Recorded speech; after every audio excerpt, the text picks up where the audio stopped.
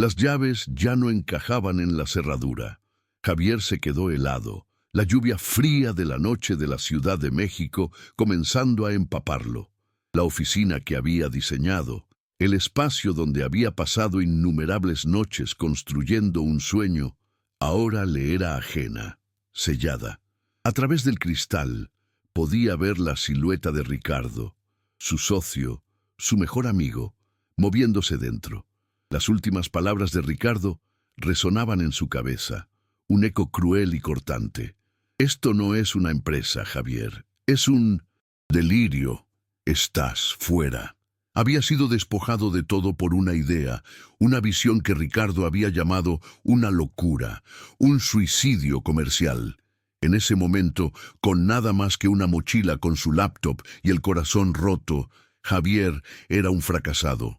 Lo que no sabía era que el delirio que lo había dejado en la calle estaba a punto de convertirse en la revolución creativa más grande de la década. Una idea de $1.000 millones.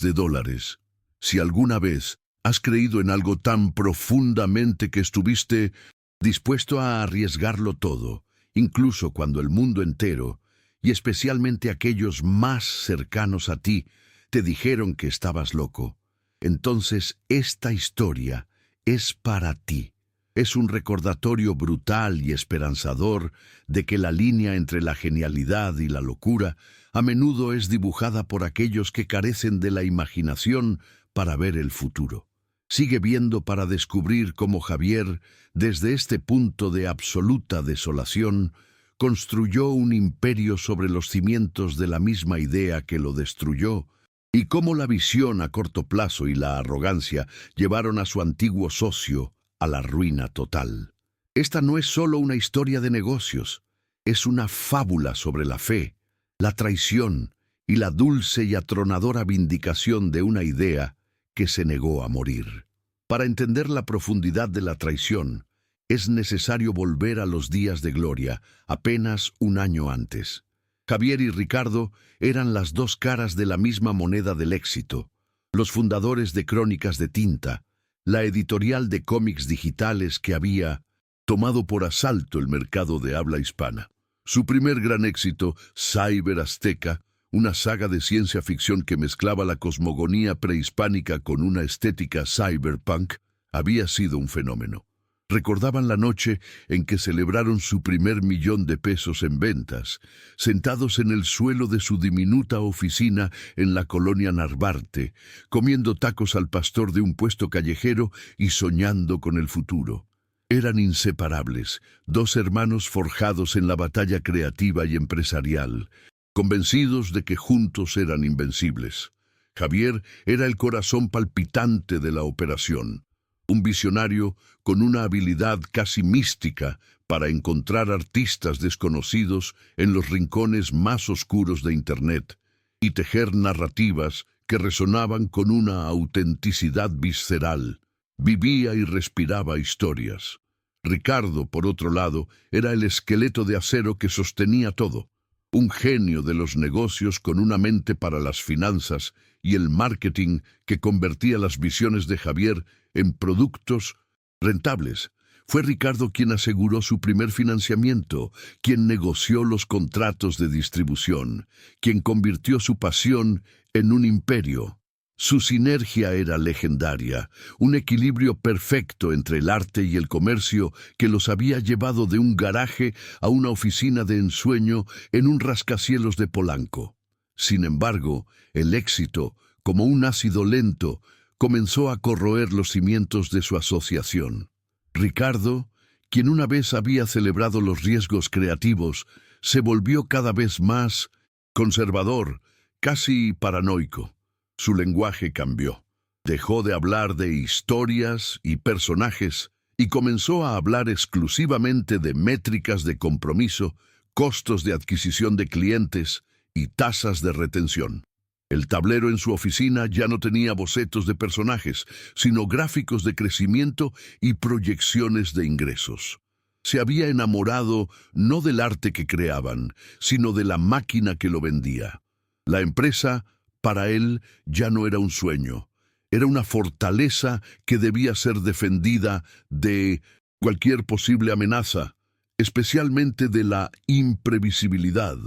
Esta aversión al riesgo no nació en el vacío.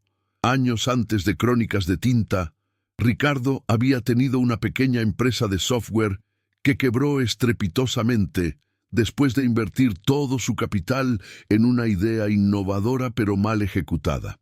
La experiencia lo había dejado con una cicatriz profunda, una fobia al fracaso que ahora dictaba cada una de sus decisiones. Veía el éxito de Crónicas de Tinta no como una plataforma para saltar más alto, sino como un tesoro frágil que debía ser guardado bajo 7 llaves. La fórmula que los había hecho exitosos se convirtió en su evangelio, y cualquier desviación de ella era en su mente un coqueteo con el abismo que ya lo había devorado una vez. Su pasado se había convertido en una jaula para el futuro de la empresa. Javier, ajeno a la profundidad del trauma de Ricardo, sentía esta rigidez como una asfixia creativa.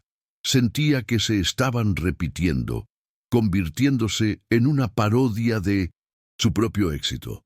Pasaba sus noches no en fiestas de la industria, sino en comunidades en línea, en Discord, en Reddit, en Twitch. Observaba con fascinación cómo los fans no solo consumían sus cómics, sino que los deconstruían, los expandían, los hacían suyos.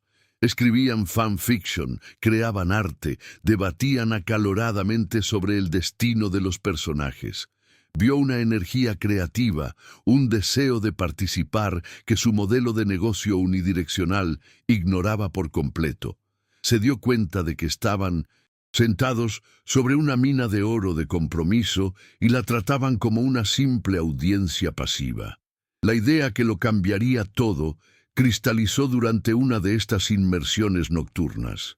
Estaba observando un fenómeno en línea donde una comunidad entera colaboraba para escribir una historia de terror de forma colectiva, cada persona añadiendo una frase. Era caótico, a menudo inconsistente, pero tenía una energía cruda y una imprevisibilidad que ningún autor en solitario podría replicar. Fue cuando las piezas encajaron en su mente, la interactividad de los videojuegos, la creatividad colectiva de las comunidades en línea, la estructura narrativa de los cómics. ¿Y si pudieran fusionar todo eso? ¿Y si pudieran crear una historia que nunca fuera la misma 2 veces? Una historia que respirara y evolucionara con las decisiones de sus lectores. Nació el concepto de El Laberinto. No sería un cómic, sino un universo narrativo persistente. La premisa era simple y radical. Un personaje central, una situación inicial y luego nada. La comunidad de lectores, a través de un sistema de votación en tiempo real, decidiría cada acción, cada diálogo, cada giro de la trama. Un equipo de escritores y artistas actuaría como directores de juego, reaccionando a las decisiones de la comunidad y presentando las consecuencias, construyendo el mundo y la historia sobre la marcha. Sería un acto de fe, una sesión de control creativo sin precedentes. Javier sabía que era un riesgo monumental, pero su instinto le decía que era el futuro, una forma de arte verdaderamente nativa de la era digital. Consciente de la aversión al riesgo de Ricardo, Javier decidió construir un prototipo en secreto. Usó una parte significativa de sus ahorros personales, el dinero que había estado guardando para el enganche de un apartamento, para contratar a un pequeño equipo de desarrolladores freelance. Durante 3 meses, llevó una doble vida. De día, era el director creativo de Crónicas de 1990. Tinta, supervisando las secuelas que lo aburrían hasta el alma. De noche, se convertía en el arquitecto de su revolución silenciosa, trabajando hasta la madrugada en la interfaz, la mecánica de votación y la historia inicial de El Laberinto. El prototipo era funcional, adictivo y, en su opinión, la cosa más emocionante en la que había trabajado. Con el corazón lleno de una mezcla de nervios y una certeza casi mesiánica, Preparó la presentación para Ricardo. No quería que fuera una simple charla, quería que fuera una experiencia. Reservó la sala de juntas principal, preparó un ambiente íntimo y comenzó no con números, sino con una historia sobre cómo los narradores de historias han evolucionado a lo largo de los siglos, desde las fogatas hasta la imprenta y ahora hasta la colaboración digital. Explicó la filosofía detrás de la narrativa social antes de revelar el prototipo. Con manos temblorosas, le pasó la tableta a Ricardo y le dijo: «No te lo voy a explicar. Vívelo. Toma la primera decisión». Ricardo miró la pantalla, donde un detective amnésico esperaba sus órdenes en una habitación de hotel en la Ciudad de México. La primera opción era simple: examinar la mesita de noche o mirar por la ventana. Ricardo levantó la vista, su rostro una máscara de confusión. No tocó la pantalla. En lugar de eso, la apartó. Hubo un largo y pesado silencio. Javier esperó, su esperanza desinflándose con cada segundo que pasaba. Y entonces Ricardo comenzó a reír. No fue una risa de sorpresa, fue una risa seca, hueca, llena de una condescendencia que golpeó a Javier como una bofetada. Era la risa de un hombre que no ve una innovación, sino una locura. ¿Es esto una broma de muy mal gusto?, preguntó Ricardo, su tono goteando sarcasmo. Hemos pasado 5 años construyendo una marca basada en la calidad, en narrativas cuidadosamente elaboradas. ¿Y tu gran idea es entregar las llaves del reino a un montón de anónimos en Internet? Javier, esto no es una historia, es un graffiti, es vandalismo creativo. Intentó explicar que la belleza residía en esa misma imprevisibilidad, que el compromiso del usuario sería 1000 veces mayor. Pero Ricardo lo interrumpió, su voz subiendo de tono. El compromiso no paga las facturas, las ventas sí. ¿Y quién va a pagar por una historia que podría terminar con el héroe decidiendo vender chicles en un semáforo? La discusión se intensificó, degenerando en una pelea a gritos que hizo que los empleados, fuera de la sala de juntas, bajaran la cabeza y fingieran trabajar. Ricardo, impulsado por su miedo al fracaso, acusó a Javier de ser un niño mimado por el éxito, un artista que no entendía el valor del dinero y que estaba dispuesto a arriesgar los medios de vida de todos sus empleados por un capricho. Javier, herido y furioso, contraatacó, acusando a Ricardo de haberse convertido en un cobarde, un carcelero de la creatividad que estaba tan aterrorizado de perder que ya había olvidado cómo ganar. Las palabras fueron crueles, irreparables. En esa sala, su amistad y su sociedad se hicieron añicos. El golpe de gracia de Ricardo fue de una frialdad legalista. Al día siguiente, los abogados de Ricardo le entregaron a Javier una carta. Invocaba una cláusula de divergencia estratégica en su acuerdo de fundación, una cláusula que Javier apenas recordaba haber firmado en sus ingenuos primeros días. Le daba a Ricardo el derecho de comprar la participación de Javier para proteger la estabilidad de la empresa. La oferta era una bofetada, apenas el 20% de lo que valían sus acciones en el mercado. Era un robo a cara descubierta, una forma de exiliarlo y asegurarse de que no tuviera los recursos para competir. La traición fue total y absoluta. La noche de la traición se fundió en una semana de desolación.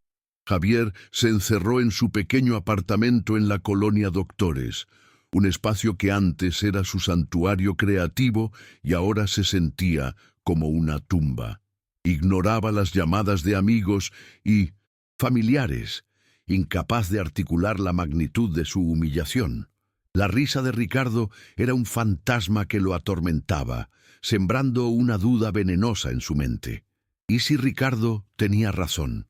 ¿Y si el laberinto era realmente el delirio de un soñador que había perdido el contacto con la realidad? El mundo exterior, con su ruido y su movimiento, parecía validar la lógica pragmática de Ricardo. La fe inquebrantable que Javier siempre había tenido en su propia intuición se había hecho añicos, a la dejándolo. deriva en un océano de incertidumbre y autocompasión, preguntándose si había sacrificado no solo una empresa, sino su propia cordura. Fue un correo electrónico, perdido entre docenas de mensajes de spam y notificaciones, lo que finalmente perforó la oscuridad. Era de una joven estudiante de arte de Guadalajara, una de las primeras y más devotas fans de Cyber Azteca. No sabía nada de la ruptura, simplemente escribía para decir cómo la historia había inspirado su propio arte y le preguntaba con entusiasmo cuándo saldría algo nuevo y atrevido de Crónicas de Tinta. El mensaje era simple, directo y profundamente humano.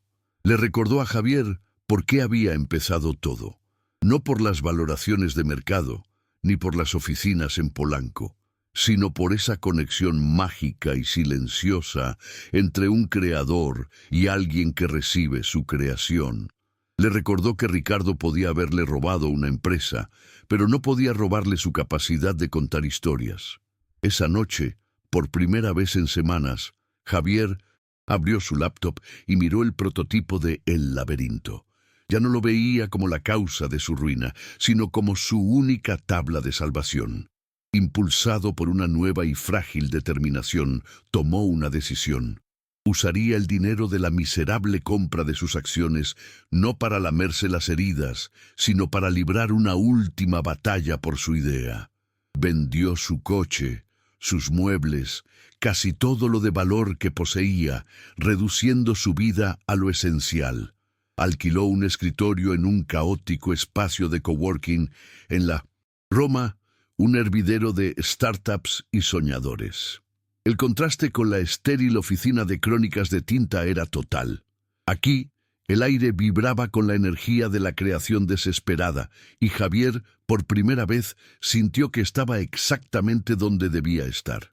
En ese ecosistema de ambición y café barato, conoció a Elena, una brillante ingeniera de software que había escapado del mundo corporativo de las grandes tecnológicas. Estaba harta de optimizar algoritmos para vender más anuncios y anhelaba trabajar en algo con alma. Intrigada por la intensidad silenciosa de Javier, le preguntó en qué trabajaba. Con vacilación, él le mostró El Laberinto. Mientras la pantalla se iluminaba, Javier se preparó para la misma risa condescendiente que había recibido de Ricardo. Pero Elena no se rió. Se inclinó, sus ojos brillando con una fascinación genuina. Vio más allá de la interfaz rudimentaria y comprendió la elegancia radical del concepto. «Esto no es un juego», dijo ella. «Es una nueva forma de...» En ese instante, Javier encontró a su primera creyente, su primera aliada en la revolución. Elena se unió al proyecto, no por dinero, sino por una participación en el sueño. Su mente lógica y su experiencia en arquitectura de software eran el contrapeso perfecto para la visión caótica y creativa de Javier. Juntos, pasaron los siguientes 2 meses reconstruyendo la plataforma desde cero. Elena transformó el código de Javier en una base robusta y escalable, capaz de soportar a miles de usuarios simultáneos. Javier, liberado de las limitaciones técnicas, se centró en expandir el universo narrativo, creando las herramientas que los futuros directores de juego necesitarían. Fue una colaboración simbiótica, forjada en largas noches de trabajo y alimentada por la creencia compartida de que estaban construyendo algo que importaba. La soledad de Javier fue reemplazada por la energía electrizante de una verdadera asociación. Decidieron lanzar la versión beta de El Laberinto no en 1900 las tiendas de aplicaciones convencionales, sino en una plataforma de crowdfunding. Querían que los primeros usuarios no fueran clientes, sino co-creadores. Javier grabó el video de la campaña él mismo, con la cámara de su laptop, en el ruidoso coworking. No había producción elegante ni discursos de marketing, solo él, hablando con una honestidad cruda sobre su sueño de una narrativa colaborativa y la traición que casi lo destruye. No pidió una gran inversión. pidió lo suficiente para mantener los servidores funcionando y para contratar a un pequeño equipo de escritores. A cambio, ofreció a los patrocinadores un lugar en la historia, el título permanente de arquitecto fundador y acceso de por vida a la plataforma. La respuesta inicial fue modesta pero significativa.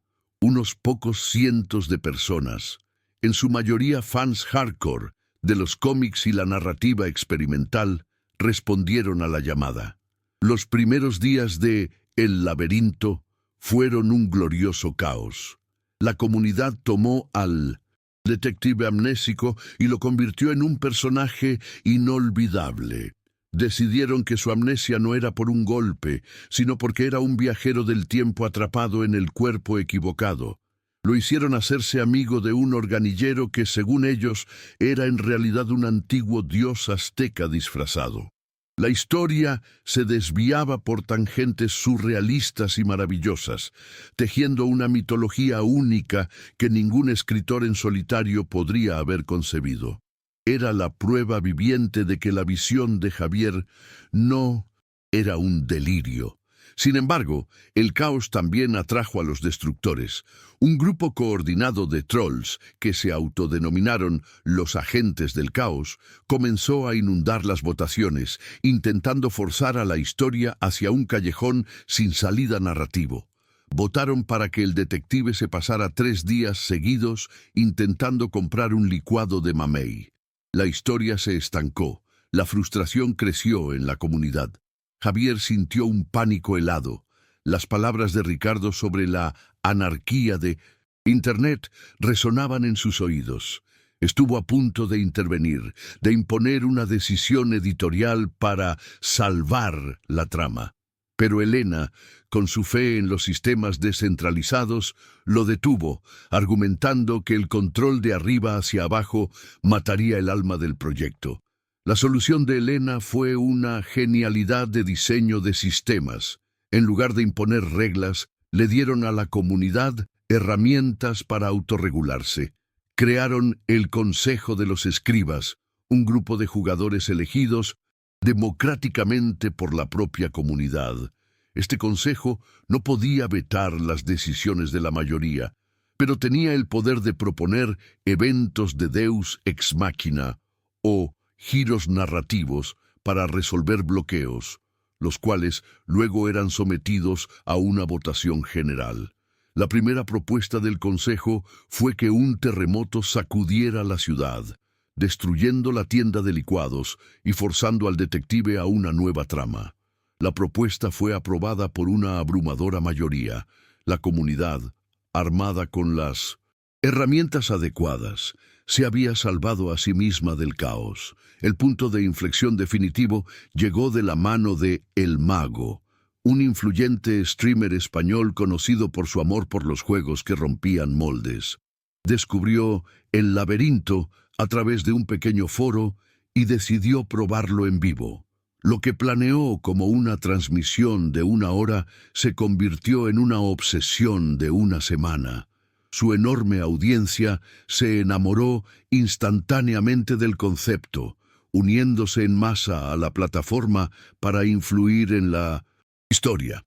Los servidores que Elena había diseñado previendo este tipo de crecimiento se doblaron pero no se rompieron. De la noche a la mañana, El Laberinto pasó de ser un secreto de culto a un fenómeno global. El delirio de Javier estaba ahora en boca de todos. ¿Te está gustando esta historia?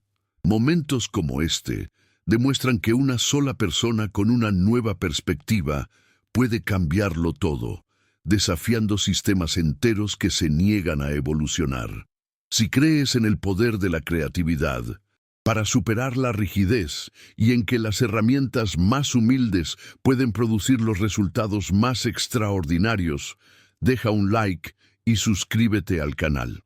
Queremos seguir compartiendo estas historias que te inspiran a mirar tus propios errores y limitaciones no como debilidades, sino como fuentes de una fortaleza única.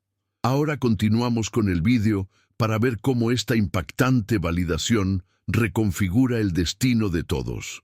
La explosión de popularidad fue como un tsunami.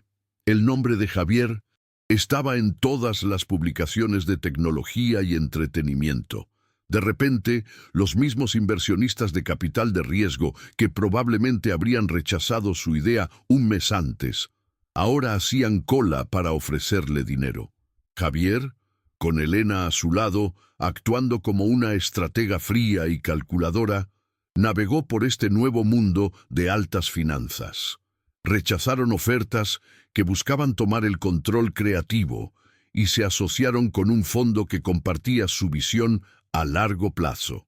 La financiación multimillonaria que aseguraron no fue solo una victoria financiera, fue la validación definitiva. Tenían los recursos para construir el imperio que Javier había soñado. Mientras tanto, en la Torre de Marfil de Crónicas de Tinta, Ricardo observaba el fenómeno de El Laberinto con una mezcla tóxica de negación y envidia. Al principio, lo descartó como una moda pasajera, una curiosidad viral que se desvanecería. Pero a medida que la plataforma de Javier crecía, atrayendo a los mejores talentos y asegurando acuerdos millonarios, la negación se convirtió en un pánico silencioso. Su propia empresa, que seguía produciendo secuelas predecibles de Cyber Azteca, comenzó a ver una caída alarmante en sus números. Los lectores se quejaban en los foros de que la editorial se había vuelto aburrida y repetitiva. La comparación con la vibrante imprevisibilidad de El Laberinto era inevitable y brutal. El primer gran movimiento de Javier con su nueva financiación fue adquirir un pequeño estudio de animación. Esto permitió a El Laberinto evolucionar. Las decisiones de la comunidad ya no solo generaban texto e ilustraciones estáticas, sino también cortometrajes animados que se producían en tiempo récord, dando vida al mundo de una manera nueva y emocionante. Lanzaron nuevos laberintos simultáneamente, una saga de fantasía épica, un thriller de espionaje ambientado en la Guerra Fría y una comedia romántica. La plataforma demostró que su modelo no era una casualidad, sino un motor narrativo increíblemente versátil. Cada nuevo mundo atraía a una nueva audiencia, creando un efecto de red que hacía que la plataforma fuera cada vez más valiosa. Ricardo, sintiendo la presión, intentó reaccionar. En un movimiento desesperado, anunció un gran proyecto, Cyber Azteca Interactivo. Invirtió una fortuna en contratar a una agencia de marketing para promocionarlo como la próxima evolución de los cómics digitales. Sin embargo, el producto final era una imitación superficial. Ofrecía a los lectores un puñado de opciones preescritas al final de cada capítulo, una ilusión de elección que no se parecía en nada a la libertad radical de El Laberinto. El lanzamiento fue un fracaso crítico y comercial. Los fans lo llamaron un insulto a nuestra inteligencia, y la prensa especializada lo describió como el intento de un dinosaurio de aprender a usar TikTok. El fracaso no solo le costó a Ricardo millones de pesos, sino también su credibilidad. El fracaso de la iniciativa interactiva de Ricardo marcó el principio del fin para Crónicas de Tinta. La costosa debacle había agotado una parte significativa de las reservas de efectivo de la empresa, pero el daño más profundo fue a la moral interna. Los artistas y escritores, que ya se sentían creativamente sofocados, ahora veían a su líder como un hombre sin visión, reaccionando torpemente a las tendencias en lugar de crearlas. Comenzó un éxodo silencioso. Los mejores talentos, aquellos que Javier había descubierto y cultivado años atrás, comenzaron a abandonar la empresa uno por uno. No hubo confrontaciones dramáticas, solo una serie de correos electrónicos de despedida que hablaban de nuevas oportunidades, un eufemismo que todos entendían. Muchos de ellos encontraron un nuevo hogar en la creciente y vibrante comunidad de Laberinto Studios. Por el contrario, Laberinto Estudios se estaba convirtiendo en un faro para la creatividad. Javier, recordando su propia frustración en Crónicas de Tinta, estableció una cultura empresarial radicalmente diferente, fomentó la experimentación, creó un fondo interno para que los empleados desarrollaran sus propios proyectos locos y estableció una política de propiedad creativa, donde los artistas y escritores retenían una participación en los derechos de los personajes y mundos que ayudaban a crear. Esto convirtió a la empresa en un imán para los mejores talentos de la industria, no solo por el dinero, sino por el respeto y la libertad creativa que ofrecía. Estaba construyendo el tipo de empresa en la que siempre había soñado trabajar, una antítesis de la fortaleza temerosa de Ricardo. Un año después de su lanzamiento viral, Laberinto Estudios alcanzó un hito asombroso: la historia original del detective amnésico, que la comunidad había bautizado como el Sombra de la Ciudad, concluyó su primer gran arco narrativo. La historia, tejida por las decisiones de millones de personas, era una obra maestra de surrealismo, intriga y emoción.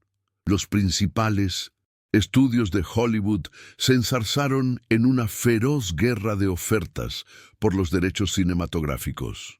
Javier y Elena, junto con el Consejo de los Escribas, en representación de la comunidad, finalmente cerraron un acuerdo histórico con una de las productoras más prestigiosas del mundo.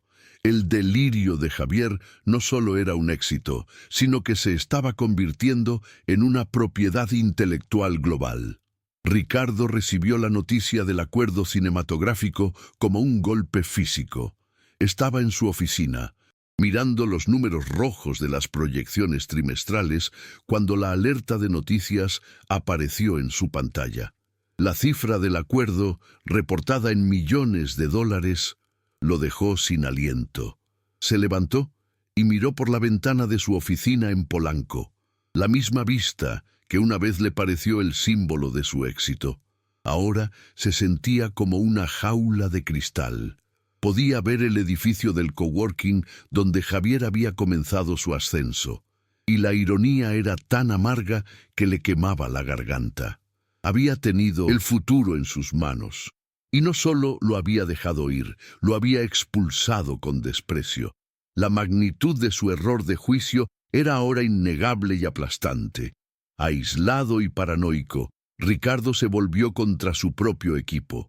Culpó a su departamento de marketing por el fracaso de la campaña interactiva, a su equipo editorial por la falta de nuevas ideas, a sus finanzas por no encontrar más dinero. Su estilo de gestión, antes autoritario pero predecible, se volvió errático y tiránico. Despidió a ejecutivos leales que se atrevieron a cuestionar sus decisiones y se rodeó de aduladores que le decían lo que quería oír. La cultura tóxica que creó aceleró el éxodo de talento, dejando a Crónicas de Tinta como un cascarón hueco, una empresa poblada por los temerosos y los mediocres, todos esperando el inevitable colapso. Mientras tanto, Javier enfrentaba los desafíos del hipercrecimiento. Con miles de empleados y operaciones en varios continentes, existía el riesgo de que Laberinto Estudios se convirtiera en el tipo de gigante burocrático que él había despreciado. Pero tomó medidas conscientes para evitarlo. Mantuvo una estructura organizativa plana, implementó escuadrones de proyectos pequeños y autónomos y pasaba una parte significativa de su tiempo no en reuniones de la Junta, sino en los foros de la comunidad, leyendo, escuchando e interactuando con los jugadores. Se aseguró de que la voz de la comunidad, el ingrediente secreto de su éxito, nunca se ahogara en el ruido del éxito corporativo. El golpe de gracia para Crónicas de Tinta no fue un evento dramático, sino una lenta e inexorable hemorragia. Su principal distribuidor digital, la plataforma que generaba el 80% de sus ingresos, les notificó que, Debido a la continua caída de las ventas y la falta de compromiso del público, no renovarían su contrato de exclusividad. Para la plataforma era una simple decisión de negocios. Estaban reemplazando el contenido de bajo rendimiento con material más popular, incluyendo en una ironía final una nueva línea de cómics interactivos licenciados por Laberinto Studios. La máquina que Ricardo había ayudado a construir ahora lo estaba devorando. Sin distribución, los ingresos de Crónicas de Tinta se detuvieron casi por completo. Ricardo, habiendo agotado sus líneas de crédito y alienado a cualquier posible inversionista, se enfrentó a la fría realidad. Tuvo que declararse en bancarrota. La noticia fue una breve nota en las secciones de negocios. Un final silencioso y sin ceremonias para una empresa que una vez había sido la joya de la corona de la industria. Los activos, incluyendo los derechos de personajes icónicos como Cyber Azteca, fueron puestos en una subasta judicial, un festín para los buitres y los competidores que esperaban recoger los restos por una fracción de su valor. El día de la subasta, Javier estaba en una encrucijada. Su equipo legal le aconsejó que comprara el catálogo de Crónicas de Tinta. Era una decisión de negocios lógica. Adquirirían propiedades intelectuales valiosas a un precio de ganga. Pero para Javier se sentía mal. Se sentía como bailar sobre la tumba de su antiguo sueño. Después de una larga noche de reflexión, tomó una decisión que dejó perplejos a sus asesores. Decidió no pujar. En cambio, contactó a los artistas y escritores originales de cada una de las obras y les ofreció financiación sin intereses para que pudieran formar colectivos y pujar por sus propias creaciones. No quería poseer su pasado, quería liberarlo. El encuentro final entre los dos hombres ocurrió meses después, lejos del mundo de los negocios. Javier estaba en una galería de arte en la colonia Roma, en una exposición de uno de los jóvenes artistas que había descubierto años atrás. Vio a Ricardo al otro lado de la sala. Parecía un extraño, un hombre despojado de la armadura de poder y arrogancia que siempre había llevado. Sus miradas se cruzaron. Ricardo no huyó. Se acercó a Javier, su rostro una mezcla de vergüenza y resignación. No hubo disculpas ni recriminaciones. Solo una pregunta, susurrada con la voz de un hombre que busca entender su propia caída. «¿Cómo lo supiste?», preguntó. Javier lo miró, y en ese momento, toda la ira y el resentimiento que había albergado se disolvieron. Vio a un hombre no malvado, sino trágicamente limitado por su propio miedo. Con una honestidad tranquila, Javier respondió: «No lo sabía, Ricardo. Nadie lo sabe nunca. Simplemente tienes que creer en algo. Yo creí en la creatividad de la gente. Tú creíste en la seguridad de los números. Resulta que la gente es un mejor negocio». Fue la verdad simple y devastadora que resumía toda su historia. No había sido una batalla de estrategias, sino una batalla de filosofías, una batalla de fe. Y la fe de Javier en la humanidad había resultado ser la apuesta más rentable de todas. Ricardo asintió lentamente. Las palabras de Javier aterrizando con un peso que parecía encorvarlo aún más. Por un momento, pareció que quería decir algo más, pero al final simplemente se dio la vuelta y se marchó, desapareciendo entre la multitud. Javier lo observó irse, no con un sentimiento de triunfo, sino con una profunda melancolía. Vio el fantasma de su amistad, el potencial de lo que podrían haber seguido construyendo juntos si tan solo Ricardo hubiera sido capaz de dar ese salto de fe. La victoria de Javier era innegable, pero no estaba exenta de un sabor agridulce, un recordatorio del costo humano de la visión y la ceguera. Hoy, Laberinto Studios es más que una empresa de entretenimiento. Es un fenómeno cultural. Ha cambiado fundamentalmente la forma en que las industrias del cine, la televisión y los videojuegos piensan sobre la creación de propiedades intelectuales. El método laberinto, como se le conoce ahora, se enseña en las escuelas de negocios y de cine de todo el mundo. Javier ha creado una fundación, financiada con un porcentaje de las ganancias de la empresa, dedicada a apoyar a artistas y creadores que trabajan en formas de arte experimentales e interactivas. Su misión es asegurarse de que ninguna idea verdaderamente revolucionaria muera por la risa condescendiente de un pragmático. En una entrevista reciente, le preguntaron a Javier cuál era el secreto de su éxito. No habló de tecnología ni de modelos de negocio. Habló de su momento más bajo, la noche en que fue expulsado de su propia empresa. Dijo: el éxito no se trata de no caer nunca, se trata de lo que haces cuando estás en el suelo, empapado por la lluvia, sin llaves en la mano. Se trata de encontrar esa única cosa en la que todavía crees, por pequeña o loca que parezca, y aferrarte a ella como si tu vida dependiera de ello. Porque, la mayoría de las veces, así es. Sus palabras resonaron en millones de aspirantes a creadores, un mensaje de esperanza desde el otro lado del fracaso. La historia de Javier y Ricardo se ha convertido en una parábola moderna en el mundo de la tecnología y la creatividad. Es un recordatorio de que el éxito pasado no es garantía de éxito futuro. La misma fórmula que te lleva a la cima puede convertirse en el ancla que te arrastra al fondo si te niegas a evolucionar. Ricardo se enamoró tanto de su mapa que se negó a ver que el territorio había cambiado. Javier, al ser arrojado del mapa, se vio obligado a dibujar uno nuevo.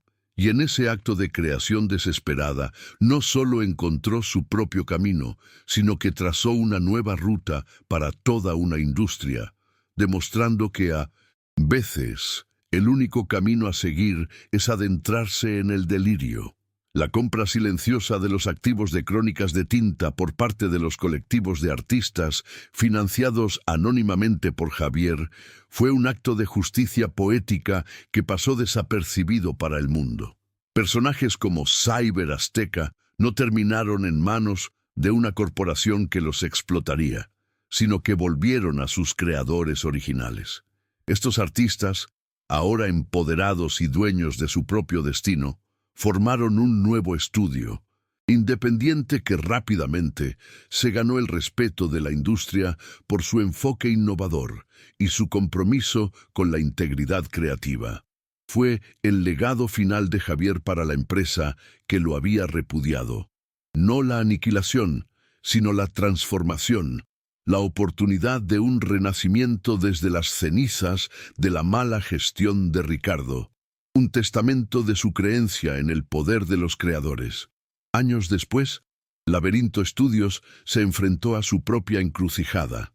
Un gigante tecnológico global, una empresa billonaria con ambiciones de dominar todo el espectro del entretenimiento digital, les hizo una oferta de adquisición. La cifra era astronómica, suficiente para que Javier, Elena y sus primeros inversionistas se retiraran a una vida de lujo inimaginable. La presión del Consejo de Administración era inmensa. Aceptar la oferta era la decisión inteligente, la culminación lógica de su viaje empresarial. Pero Javier sentía una profunda inquietud. Veía en el gigante tecnológico el mismo espíritu de control y monetización a toda costa que había visto en Ricardo, solo que a una escala mucho mayor. Temía que la comunidad y el caos creativo que eran el alma de El Laberinto fueran aplastados bajo el peso de la optimización corporativa. En una tensa reunión de la Junta, Javier tomó una decisión que conmocionó al mundo de los negocios. Rechazó la oferta. Su argumento fue simple pero poderoso. Dijo: construimos esta empresa sobre la base de la libertad creativa y la confianza de la comunidad. Si vendemos, traicionaremos a ambos. No estamos a la venta porque lo que hemos construido no es solo un producto, es un movimiento, y los movimientos no tienen un precio. Fue un acto de desafío monumental, una declaración de que algunos valores no eran negociables. La decisión consolidó su estatus de leyenda, un empresario que priorizaba el propósito sobre el beneficio, y fortaleció la lealtad de su comunidad y sus empleados de una manera que ninguna cantidad de dinero podría haber comprado. La vida personal de Javier también encontró un equilibrio. Se casó y tuvo hijos, y se esforzó por ser un líder que demostrara que era posible dirigir un imperio global sin sacrificar la vida familiar. A menudo llevaba a sus hijos a la oficina, no a la sala de juntas, sino al nido, un espacio de juego caótico donde los hijos de los empleados podían dibujar, construir y contar sus propias historias. Creía que la próxima generación de narradores ya estaba allí, entre ellos, y que su trabajo más importante era proteger su imaginación de la rigidez del mundo adulto. Se aseguró de que Laberinto Estudios fuera un lugar donde la maravilla infantil no solo se tolerara, sino que se celebrara como la fuente última de toda innovación. Ricardo, por su parte, desapareció del ojo público. Los rumores decían que se había mudado a una pequeña ciudad costera, viviendo una vida modesta y anónima. Años de estrés y amargura habían afectado su salud. Lejos del mundo de las altas finanzas, se encontró por primera vez en décadas con el tiempo para la introspección. Comenzó a leer por placer, no informes de mercado, sino novelas, poesía, y en esas historias comenzó a redescubrir la parte de sí mismo que había sacrificado en el altar de la ambición, la capacidad de maravillarse, de sentir, de conectarse con la experiencia humana. Fue un camino largo y doloroso, pero finalmente comenzó a entender lo que Javier había estado tratando de decirle tantos años antes. En un giro final del destino, el hijo adolescente de Ricardo se convirtió en un ávido jugador de El Laberinto. No sabía nada de la historia de su padre con la empresa. Un día le mostró con entusiasmo a Ricardo una historia increíblemente compleja y emotiva que su comunidad había creado. Ricardo observó la pantalla, viendo la colaboración de miles de extraños, tejiendo una narrativa más rica que cualquiera que su editorial hubiera producido jamás. Y en ese momento, finalmente lo entendió, no con su mente de negocios, sino con su corazón. Vio la belleza en el caos, vio la magia, y por primera vez en mucho tiempo, sonrió. Una sonrisa genuina, libre del peso de la envidia o el arrepentimiento. La historia de Javier y Ricardo se convirtió en más que una anécdota de negocios. Se convirtió en una parábola sobre la naturaleza de la creación en la era digital. Demostró que el modelo de genio solitario, el autor todopoderoso que dicta una visión desde las alturas, estaba obsoleto. El nuevo paradigma era el de facilitador, el líder que crea un espacio seguro y las herramientas para que la creatividad colectiva florezca. El éxito de Laberinto Estudios fue la prueba definitiva de que las comunidades, cuando se les da el poder, pueden crear mundos más vastos, personajes más profundos e historias más resonantes que cualquier individuo por sí solo. El futuro de la narrativa no era singular, era plural. La lección más perdurable del viaje de Javier no es sobre el éxito financiero, sino sobre la resiliencia de una idea. Una idea, cuando es verdadera y resuena con una necesidad humana fundamental, tiene una fuerza vital propia. Puede ser ridiculizada, rechazada, traicionada, pero si su defensor se niega a abandonarla, si la nutre a través de la duda y la desesperación, puede crecer hasta convertirse en una fuerza capaz de cambiar el mundo. La fe de Javier en su delirio fue la semilla. La comunidad fue el agua y el sol. Juntos hicieron florecer un jardín en un lugar donde otros solo veían un desierto, demostrando que la imaginación es la forma más poderosa de resistencia. Al final, La historia nos enseña que el mayor riesgo no es apostar por una idea loca, sino apostar contra ella.